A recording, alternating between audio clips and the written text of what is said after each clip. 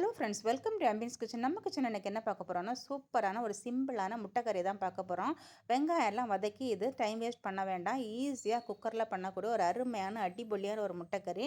இது பார்த்தீங்கன்னா சப்பாத்தி, ஆப்பம், அப்புறம் இடியாப்பம், அப்புறம் சாதத்துக்குமே ரொம்ப சூப்பராக இருக்கும். எக்ஸலண்ட்டான காம்பினேஷன்.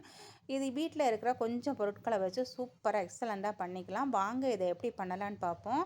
இது பண்ணுறதுக்கு ஒரு குக்கர் எடுத்துருக்கிறேன். இதில் பார்த்தீங்கன்னா 5 பெரிய வெங்காயம் இந்த மாதிரி நீட்டு வாக்கில் தின் ஸ்லைசஸாக கட் பண்ணதை எடுத்துக்கலாம்.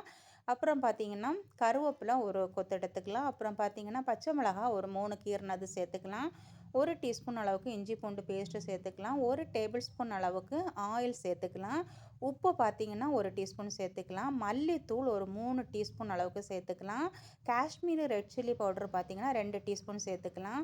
மஞ்சள் தூள் 1/4 டீஸ்பூன் சேர்த்துக்கலாம். அப்புறம் பார்த்தீங்கன்னா கரம் மசாலா 1 டீஸ்பூன் சேர்த்துக்கலாம்.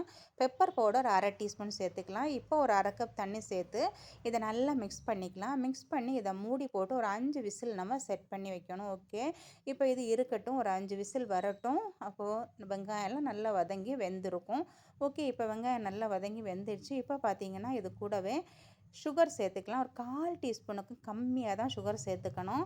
சுகர் சேர்க்கும்போது நல்ல இந்த மசாலாலாம் பேலன்ஸ் ஆகி சூப்பரான ஒரு எக்ஸலண்ட்டான டேஸ்ட் கிடைக்கும்.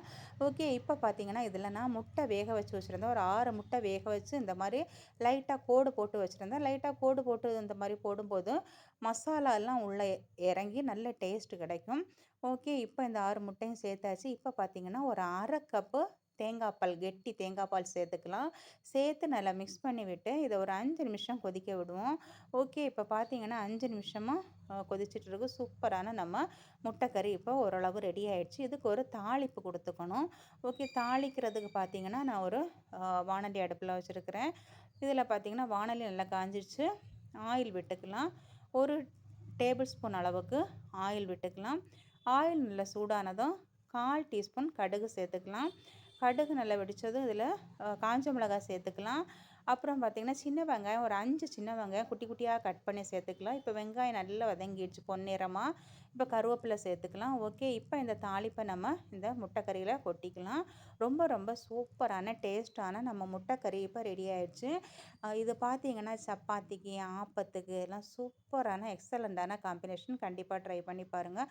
ஓகே ஃப்ரெண்ட்ஸ், இந்த ரெசிபி உங்களுக்கு பிடிச்சிருந்த அம்பியன்ஸ் கிச்சனை சப்ஸ்கிரைப் பண்ணி, லைக் பண்ணி, ஷேர் பண்ணி, கமெண்ட் பண்ணுங்கள். மீண்டும் நல்லதொரு ரெசிபியோட சந்திக்கிறோம். பாய்.